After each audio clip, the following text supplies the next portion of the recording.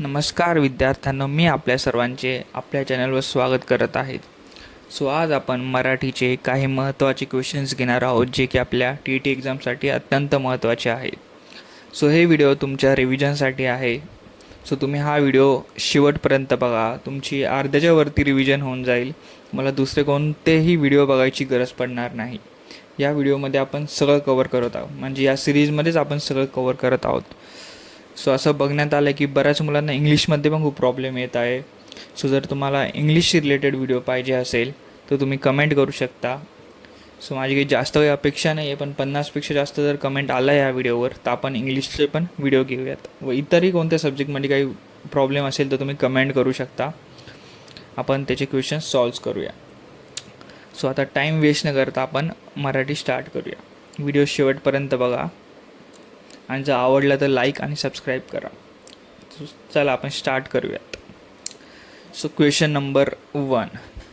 लेखक या नामाचे स्त्रीलिंगी रूप पुढीलपैकी कोणते आहे? ऑप्शन नंबर 1 लेखिका, लेखकी. ऑप्शन नंबर 2 लेखिका. ऑप्शन नंबर 3 लेखिका पद्धत. Option number 4 लेखिकाबाई. या प्रश्नाचं बरोबर उत्तर आहे ऑप्शन नंबर 2 लेखिका. सिंपल क्वेश्चन होता एकदम, एक वचन अनेक वचनचा. आपण नेक्स्ट व्हिडिओ बघूया. एक वचन अनेक वचनचा नव्हता, लिंगाचा क्वेश्चन होता हा. आपण नेक्स्ट क्वेश्चनकडे वळूयात. Question number 2. तो आज गावाला गेला या वाक्यातील तो हे कोणत्या प्रकारचे सर्वनाम आहे? ऑप्शन नंबर 1 प्रथम पुरुषवाचक. ऑप्शन नंबर 2 द्वितीय पुरुषवाचक. ऑप्शन नंबर 3 तृतीय पुरुषवाचक. ऑप्शन नंबर 4 संबंधी सर्वनाम. ज्यांनी आपला या आधीचा व्हिडिओ बघितलेला आहे, जुने व्हिडिओ बघितले आहेत, त्यांना या प्रश्नाचं उत्तर 100% येणार आहेत. कारण आधीच्या व्हिडिओमध्ये पण आपण कंप्लीट एक्सप्लेन केलेलं आहे. या व्हिडिओमध्ये पण आपण एक्सप्लेन करूया. क्वेश्चन नंबर 2चं बरोबर उत्तर आहे ऑप्शन नंबर 3 तृतीय पुरुषवाचक. आपण बघूयात. सर्वनामातील पुरुष म्हणजे बोलणारा, ऐकणारा आणि ज्याच्याबद्दल बोलले जाते तो व्यक्ती असतो. प्रथम पुरुषवाचक म्हणजे काय असतं? प्रथम पुरुषवाचक म्हणजे बोलणारा जेव्हा स्वतःबद्दल बोलतो तो प्रथम पुरुषवाचक सर्वनामामध्ये येतो. जसं की मी, आम्ही. एक्झाम्पल बघितलं तर मी शाळेत जातो. स्वतःबद्दल बोललेलं आहे. हे प्रथम पुरुषवाचक सर्वनाम आहे. आता आपण द्वितीय पुरुषवाचक बघूया. बोलणारा व्यक्ती समोरच्या ज्या व्यक्तीशी बोलतो आहे तो द्वितीय पुरुषवाचक सर्वनाम मध्ये येतं. जसं की तू, तुम्ही, तू शाळेत जातोस, ह्या टाईपमध्ये. आणि तृतीय पुरुषवाचक नावाचं बघितलं तर बोलणारा ज्या व्यक्तीबद्दल बोलतो पण ती व्यक्ती संभाषणात सहभागी नसते त्याला आपण तृतीय पुरुषवाचक म्हणतो. जसं की तो, ती, ते. जसं की तो आज गावाला गेला. आपण ह्या प्रश्न पाहिलं तर तो आज गावाला गेला. बोलणारा व्यक्ती कोणीतरी आहे, ऐकणारा समोरचा आहे, ज्याच्याबद्दल बोलले जात आहे तो तिसरा व्यक्ती आहे. हे तृतीय पुरुषवाचक सर्वनाम आहे. अत्यंत सोपं आहे हे, काही अवघड नाही याच्यामध्ये. आता आपण नेक्स्ट क्वेश्चनकडे जाऊयात. Question number 3. जो मेहनत करतो तोच यशस्वी होतो हे वाक्य कोणत्या प्रकारचे आहे? ऑप्शन नंबर 1 केवल वाक्य. ऑप्शन नंबर 2 संयुक्त वाक्य. ऑप्शन नंबर 3 मिश्र वाक्य. ऑप्शन नंबर 4 प्रधान वाक्य. या प्रश्नाचं बरोबर उत्तर आहे ऑप्शन नंबर 3 मिश्र वाक्य. कसं ते बघूया आपण. या वाक्यात 2 भाग आहेत. जो मेहनत करतो हे गौण वाक्य आहे आणि तो यशस्वी होतो हे प्रधान वाक्य आहे. जो आणि तो हे शब्द 2 वाक्यांना जोडतात. जो मेहनत करतो हा एक भाग एकटा पूर्ण अर्थ देत नाही. जो मेहनत करतो असं म्हणल्यावर ऐकण्याला प्रश्न पडतो की काय. तोच यशस्वी होतो हा मुख्य विचार सांगतो, त्यामुळे हे प्रधान वाक्य आहे. जेव्हा एका वाक्यात एक प्रधान वाक्य आणि एक किंवा अधिक गौण वाक्य असते त्याला आपण मिश्र वाक्य म्हणतो. हे तुम्हाला लक्षात ठेवायचं आहे. जेव्हा एका वाक्यात प्रधान वाक्य आणि एक किंवा अधिक गौण वाक्य असतात त्याला आपण काय म्हणतो? मिश्र वाक्य म्हणतो. सो लक्षात ठेवण्याची सोपी ट्रिक आहे याच्यामध्ये. ज्या पण वाक्यामध्ये जो, तो, जेव्हा, तेव्हा, जर, तर, जसा, तसा, जितका, तितका अशा टाईपचे वाक्य येतात, तो नेहमी मिश्र वाक्य असतो. जसं की जो नियमित अभ्यास करतो तोच परीक्षेत चांगले गुण मिळवतो. सो असे बरेच उदाहरणं आहेत. सो ही सिंपल ट्रिक आहे लक्षात ठेवायची. जो, तो, जेव्हा, तेव्हा, जर, तर, जितका, तितका, जसा, तसा असं आलं की न बघता आपण मिश्र वाक्य हे सिलेक्ट करायचं ऑप्शन. सो नेक्स्ट क्वेश्चनकडे जाऊयात. सूर्य या शब्दाचा समानार्थी नसलेला शब्द कोणता आहे? ऑप्शन नंबर 1 रवी, ऑप्शन नंबर 2 भास्कर, ऑप्शन नंबर 3 दिनकर, ऑप्शन नंबर 4 शशांक. सो या क्वेश्चनचं बरोबर उत्तर आहे, म्हणजे जो समानार्थी नसलेला शब्द आहे तो आहे ऑप्शन नंबर 4 शशांक. सो आपण सगळे ऑप्शन बघूया. सो रवी याचा अर्थ पण सूर्यच होतो, जसं की रवी किरणे हे पृथ्वीवर पडतात. भास्कर याच्यात भास म्हणजे प्रकाश असतो, जो प्रकाश देतो तो भास्कर, त्यामुळं हे पण एक सूर्याचाच समानार्थी शब्द आहे. आणि तिसरा आहे दिनकर म्हणजे दिन म्हणजे दिवस आणि कर म्हणजे करणारा. सो जो दिवस करतो म्हणजे तो सूर्यच आहे. सोपा आहे, यात काही नाही. आणि शशांक याचा अर्थ बघितला की शश म्हणजे ससा आणि अंक म्हणजे मांडे आणि कुशीत धारण करणारा. सो चंद्रावर सशासारखी आकृती दिसते म्हणून चंद्राला आपण शशांक म्हणतो. सो आता आपण सूर्याचे काही समानार्थी शब्द बघूया. रवी, भानू, भास्कर, दिनकर, आदित्य आणि दिवाकर. आणि चंद्राचे समानार्थी शब्द बघितले तर शशांक, इंदू, निशाकर, सुधाकर आणि चंद्रमा. हे सगळे लक्षातच ठेवायचे तुम्हाला, यात काही ट्रिक वगैरे काही नाही आहे. सो आता आपण नेक्स्ट क्वेश्चन बघूया. Question number 5. विद्यार्थी मैदानात धावतात या वाक्यातील प्रयोग ओळखा. सो क्वेश्चन नंबर 5चं बरोबर उत्तर आहे, पहिले ऑप्शन बघूया. सकर्मक कर्तरी, ऑप्शन नंबर 2 कर्मक कर्तरी, ऑप्शन नंबर 3 कर्मणी, ऑप्शन नंबर 4 भावे. सो याचं बरोबर उत्तर आहे ऑप्शन नंबर 2 कर्मक कर्तरी. सो कसं ते बघूया आपण. सो सर्वात पहिली स्टेप 1 आहे, आपल्याला काय करायचं आहे की कर्ता ओळखायचा आहे. सो या वाक्यात विद्यार्थी हा कर्ता आहे. सो क्रिया कोण करतो? विद्यार्थी. सो विद्यार्थी धावतात म्हणून विद्यार्थी हा एक कर्ता आहे. त्यानंतर आपल्याला क्रियापद ओळखायचं आहे. वाक्यातील क्रियापद काय आहे? धावतात. सो कर्म पण आहे आणि क्रियापद पण आहे. विद्यार्थी काय करतात? धावतात. सो विद्यार्थी धावतात. सो या वाक्यामध्ये क्रियेला कर्माची गरज नाही आहे, म्हणजे कर्ता आणि क्रियापद हे सफिशियंट आहे वाक्यासाठी. सो हे वाक्य अकर्मक कर्तरी होतं.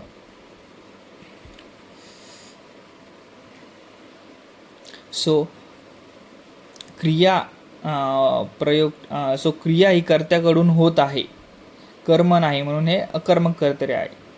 सो सिंपल भाषेमध्ये सांगतो तुम्हाला, हे काही समजलं नसेल.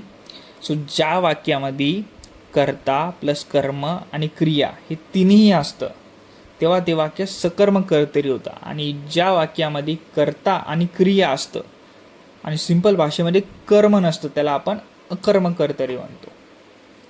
सो साधी आणि सिंपल ट्रिक आहे. आधी जे सांगितलं ते तुम्हाला नक्की समजलं नसेल. सो तुम्ही हे एवढं पण लक्षात ठेवलं तर तुम्हाला परीक्षेमध्ये आरामात उत्तर येईल, समजता पण येईल. So question number 6. यथाशक्ती या शब्दाचा समास कोणता? सो ऑप्शन नंबर 1 कर्मधाराय समास, ऑप्शन नंबर 2 द्विगु समास, ऑप्शन नंबर 3 अव्ययी भाव समास, ऑप्शन नंबर 4 द्वंद्व समास. सो क्वेश्चन नंबर 6चा आन्सर आहे अव्ययी भाव समास. सो या वाक्यामध्ये पहिले पद ओळखायचे आपल्या, यथाशक्ती. यथा प्लस शक्ती. सो येथे यथा हे अव्यय शब्द आहे. यथा म्हणजे प्रमाणे किंवा जशी जशी शक्ती असेल तशी. सो आपण बघूया अव्ययी भाव समास कसा ओळखायचा. ज्या समासात पहिले पद हे अव्यय असते त्या समासाला आपण काय म्हणतो, अव्ययी भाव समास म्हणतो. ज्या समासात पहिले पद हे अव्यय असते त्या समासाला आपण अव्ययी भाव समास म्हणतात. सो डेफिनेशन तुम्हाला लक्षात ठेवायची. सो यथा प्लस शक्ती, तो यात पहिले पद यथा हे अव्यय आहे म्हणून या प्रश्नाचं उत्तर अव्ययी भाव समास आहे. सो आता आपण नेक्स्ट क्वेश्चनकडे जाऊया. तो इतका धावला की वाऱ्यालाही मागे टाकले. या वाक्यातील अलंकार ओळखा. सो ऑप्शन नंबर ए उपमा अलंकार, ऑप्शन नंबर 2 रूपक अलंकार, ऑप्शन नंबर 3 अतिशयोक्ती अलंकार, ऑप्शन नंबर 4 उत्प्रेषा अलंकार. सो या प्रश्नाचं उत्तर आहे अतिशयोक्ती अलंकार. सो आपण वाक्य बघूया. वाऱ्यालाही मागे टाकले असं म्हटले आहे, म्हणजे प्रत्यक्षात माणूस हा वाऱ्यापेक्षा वेगाने धावू शकत नाही, पण धावण्याचा वेग खूप जास्त होता. हे प्रभावीपणे दाखवण्यासाठी लेखक हा कवी किंवा लेखक अतिशयोक्त वर्णन करतो. सो आता ही डेफिनेशन मी तुम्हाला सांगतो, ही तुम्हाला लक्षात ठेवायची. जेव्हा एखादी गोष्ट प्रत्ययापेक्षा खूप मोठी, जास्त किंवा वाढून सांगितली जाते तेव्हा आपण त्या अलंकाराला अतिशयोक्ती अलंकार म्हणतो. जेव्हा एखादी गोष्ट प्रत्ययापेक्षा खूप मोठी, जास्त किंवा वाढवून सांगितली जाते तेव्हा आपण त्याला अतिशयोक्ती अलंकार म्हणतो. जसं की उदाहरणं बघूया आपण 1-2. तिच्या डोळ्यातून नदी वाहू लागली. तो एवढा ओरडला की आकाशदनानून गेले. ती रडली समुद्राचा समुद्र. या सर्व वाक्यात अतिशयोक्ती अलंकार आहे. जसं की तुम्ही बघू शकता, तिच्या डोळ्यातून नदी वाहू लागली. हे प्रत्ययापेक्षा खूप मोठी गोष्ट आहे, म्हणजे बरंच काही मोठं सांगितलं आहे. सो एवढी एक डेफिनेशन तुम्हाला लक्षात ठेवायची की जेव्हा एखादी गोष्ट प्रत्ययापेक्षा खूप मोठी, जास्त किंवा वाढून सांगितली जाते त्याला काय म्हणतात, अतिशयोक्ती अलंकार म्हणतात. सो आता आपण नेक्स्ट कडे जाऊया. Question number 8. पुढीलपैकी भाववाचक नाम नसलेला शब्द ओळखा. Question number 8. ऑप्शन नंबर 1 शौर्य, ऑप्शन नंबर 2 मैत्री, ऑप्शन नंबर 3 सौंदर्य, ऑप्शन नंबर 4 सैनिक. हे सोपं क्वेश्चन, याचा आन्सर आहे ऑप्शन नंबर 4 सैनिक. सो वाचून घ्या. भाववाचक नाम ही डेफिनेशन पण लास्ट व्हिडिओमध्ये झालेली आहे, तरी पण पुन्हा बघूया. ज्या नामांमधून गुण, अवस्था, भावना, स्वभाव यांचा बोध होतो त्यांना आपण भाववाचक नाम म्हणतो. ज्या नामांमधून गुण, अवस्था, भावना किंवा स्वभाव यांचा बोध होतो त्यांना आपण भाववाचक नाम म्हणतो. जसं की उदाहरण प्रेम, मैत्री, सौंदर्य, शौर्य, दयाळूपणा. ही नावे आपण पाहू किंवा स्पर्श करू शकत नाही, ते फक्त अनुभवू शकतो. सो पुन्हा एकदा आपण डेफिनेशन बघूया. ज्या नामांमधून गुण, अवस्था, भावना किंवा स्वभाव यांचा बोध होतो त्यांना आपण काय म्हणतो, भाववाचक नाम म्हणतो. सो मी जेवढं होईल तेवढं ट्राय करतोय की तुमचं या व्हिडिओमध्ये सगळं झालं पाहिजे. तुम्हाला इतर काही वाचायची गरज नाही पडली पाहिजे. आणि जर तुम्हाला एखाद्या क्वेश्चनमध्ये यात काही समजलं नसेल तुम्ही नक्की कमेंट करा, तो प्रश्न आपण डबल घेऊया. सो पर्यायाचे विश्लेषण दिले. यात शौर्य हा धाडसाचा गुण दर्शवतो, हे पण एक भाववाचक नाव आहे. मैत्री हा मैत्रीची भावना दर्शवतो. सौंदर्य हे सुंदरतेचा गुण दर्शवतो. आणि सैनिक हे प्रत्यक्ष व्यक्तीचे नाव आहे, सो ते भाववाचक नाम नाही आहे. नेक्स्ट क्वेश्चनकडे जाऊया. Question number 9. अजातशत्रू या शब्दाचा योग्य अर्थ स्पष्ट करणारा पर्याय कोणता. ऑप्शन नंबर 1 ज्याचा जन्मच झाला नाही, ऑप्शन नंबर 2 ज्याला शत्रू नाही, ऑप्शन नंबर 3 जो सर्वांचा शत्रू आहे, ऑप्शन नंबर 4 जो शत्रूंना घाबरतो. एकदम अतिशय सिंपल क्वेश्चन होता हा. याचं उत्तर आहे ऑप्शन नंबर 2 ज्याला शत्रू नाही. सो बघून घेऊया आपण एक्सप्लेनेशन. पण अजात म्हणजे काय, जन्मलेला नाही. अजात या शब्दाचा अर्थ होतो की जन्मलेला नाही, आणि शत्रू म्हणजे वैरी. सो अजात शत्रू याचा अर्थ होतो की ज्याला शत्रू नाही. नेक्स्ट क्वेश्चनकडे जाऊया आपण. Question number 10. कानावर हात ठेवणे या वाक्यप्रचाराचा योग्य अर्थ काय?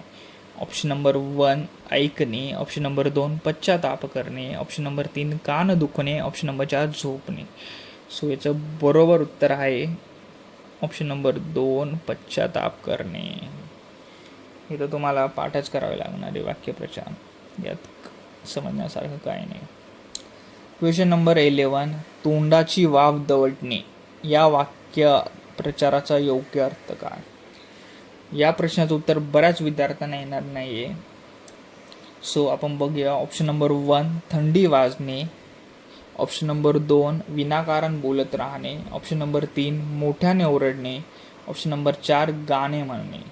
सो या प्रश्नाचं बरोबर उत्तर आहे ऑप्शन नंबर 2 विनाकारण बोलत राहणे. सो आता आपण नेक्स्ट क्वेश्चनकडे जाऊया. Question number 12.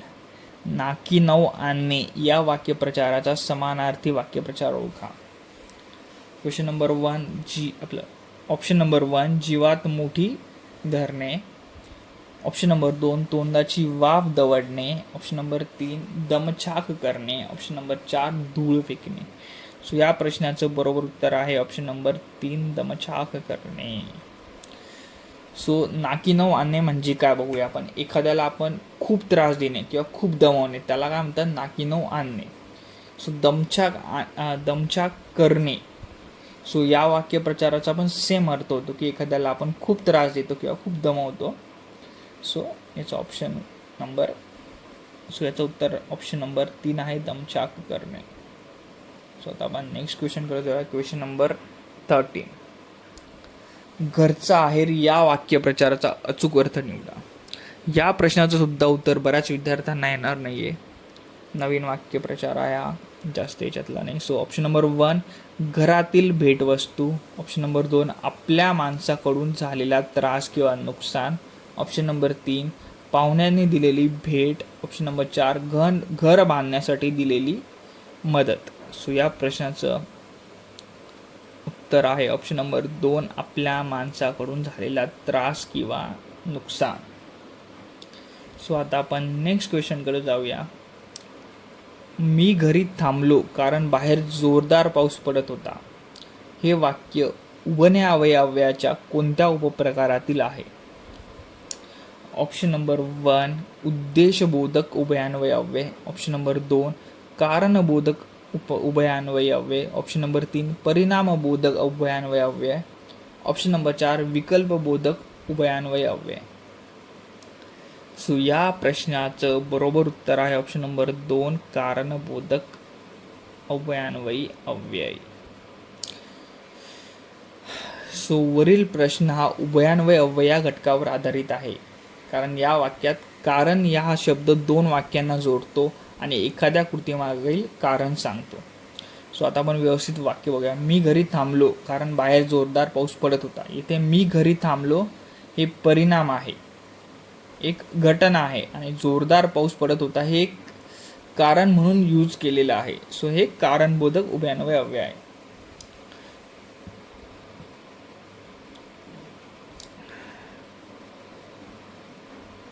सो जर एखादं कारण सांगत असेल तर ते कारणबोधक उभयान्वय अव्ययामध्ये येतं. सो आपण बाकी पर्याय पण बघून घेऊयात. सोपं आहे हे सगळं. यात जर तुम्हाला काही समजलं असेल तर तुम्ही कमेंट करू शकता. आपण नेक्स्ट व्हिडिओमध्ये प्रॉपर वापस समजून सांगूया. आपली ही सिरीज चालूच राहणार आहे एक्झामपर्यंत, सो भीतीचं काही कारण नाही. सो ऑप्शन बघूया. उद्देशबोधक कशाला म्हणतात? जेव्हा एखाद्या वाक्यामध्ये हेतू किंवा उद्देश दर्शवला जातो त्याला आपण उद्देशबोधक म्हणतो. जसं की उदाहरण बघूया आपण. तो अभ्यास करतो जेणेकरून तो पास होईल. सो हे झालं एक उद्देशबोधक. सो परिणामबोधक बघूया. एखाद्या कारणाचा जेव्हा परिणाम दर्शवतो, जसं की उदाहरण बघूया, खूप पाऊस पडला म्हणून रस्ते बंद झाले. सो यामध्ये कंप्लीट परिणाम दाखवला आहे. सो हे काय होतं? परिणामबोधक उभयान्वय होतं. सो लास्ट ऑप्शन बघूया आपण, विकल्पबोधक. जेव्हा एखाद्या प्रश्नामध्ये पर्याय दर्शविला जातो तेव्हा आपण त्याला काय म्हणतो, विकल्पबोधक म्हणतो. जसं तू चहा किंवा कॉफी घे, यात त्यांनी पर्याय दिले, एक तर तू चहा घे किंवा कॉफी घे. सो हे विकल्पबोधक आहेत. नेक्स्ट क्वेश्चनकडे जाऊया आपण. आपला हा शेवटचा क्वेश्चन आहे आजचा. तो रोज संध्याकाळी मैदानात खेळत असे, या वाक्यातील काळ ओळखा. ऑप्शन नंबर 1 पूर्ण भूतकाळ, ऑप्शन नंबर 2 अपूर्ण भूतकाळ, ऑप्शन नंबर 3 रीती भूतकाळ, ऑप्शन नंबर 4 साधा भूतकाळ. सो या प्रश्नाचं बरोबर उत्तर आहे ऑप्शन नंबर 3 रीती भूतकाळ. सो हे का आहे आपण बघूया. सो वाक्यात खेळत असे असं आलेलं आहे. सो याचा अर्थ होतं की तो पूर्वी रोज खेळायचा, म्हणजे ती एक सवय आहे. सो भूतकाळातील सवय, रीत किंवा नेहमी होणारी कृती दाखवणारा काळ म्हणजे रीती भूतकाळ. भूतकाळातील सवय, रीत किंवा नेहमी होणारी कृती दाखवणारा काळ म्हणजे रीती भूतकाळ. ही डेफिनेशन तुम्हाला लक्षात ठेवायची आहे. सो या वाक्यात असे, ज्या वाक्यात असे, जाई, खेळत असे, वाचत असे, करीत असे असे शब्द आले, सो बहुतेक वेळा त्याचं उत्तर रीती भूतकाळ असतो. बऱ्याच वेळास म्हणजे हमेशाच असतं. सो आपल्याला फक्त डेफिनेशन लक्षात ठेवायची. भूतकाळात सवय, रीत किंवा नेहमी होणारी कृती दाखवणारा काळ म्हणजे काय असतो, रीती भूतकाळ. सो आजच्या व्हिडिओमध्ये एवढंच. जर तुम्हाला या व्हिडिओमध्ये कोणताही क्वेश्चन जर समजला नसेल तर तुम्ही कमेंट करू शकता. आपण पुन्हा तो प्रश्न घेऊया आणि व्यवस्थित समजून घेऊया. एक्झाम जवळ आली तर पुरेपूर तयारी करा. पूर्ण व्हिडिओ कंप्लीट बघा. आणि जर तुम्हाला व्हिडिओ आवडला असेल तर तुम्ही लाईक, शेअर आणि सबस्क्राईब करू शकता. जर तुम्हाला इतर विषयामध्ये पण काही प्रॉब्लेम असेल तर तुम्ही कमेंट करा. जसं की मी इंग्लिशचं सांगितलं आहे. इंग्लिशमध्ये जर 50च्या वरती कमेंट आल्या या व्हिडिओवर तर आपण इंग्लिशचे पण व्हिडिओ घेऊयात. सो आजसाठी एवढंच. धन्यवाद.